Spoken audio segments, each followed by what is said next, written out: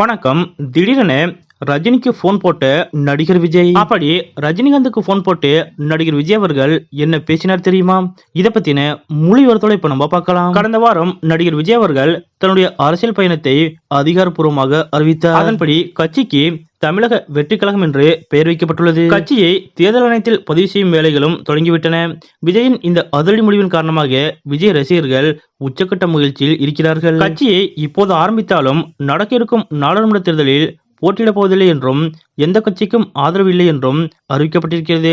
அதே சமயம் 2026 ஆண்டு சட்டப்பேரவை தேர்தலில் தமிழக வெற்றி கழகம் போட்டியிடும் என்றும் அறிவிக்கப்பட்டுள்ளது. இந்த நிலையில் விஜயின் அரசியல் வருகை குறித்து அரசியலுக்கு வராத ரஜினிகாந்தின் கருத்து என்னவாக இருக்கும் என்ற கேள்வி பலரிடம் இருந்தது. அதன்படி வேட்டையன் படத்தின் ஷூட்டிங்கிற்காக ஆந்திராவிற்கு சென்ற ரஜினியிடம் விஜயின் அரசியல் என்ட்ரி குறித்து கேள்வி முன்வைக்கப்பட்டது. அதற்கு பதிலளித்த நடிகர் ரஜினிகாந்த் அவர்கள் விஜய்க்கு என்னுடைய வாழ்த்து என்று ஒற்றை வார்த்தையில் முடித்துக் கொண்டார் என்பது குறிப்பிடத்தக்கது. இந்த நிலையில் புதிய தகவல் ஒன்று வெளியாகியுள்ளது.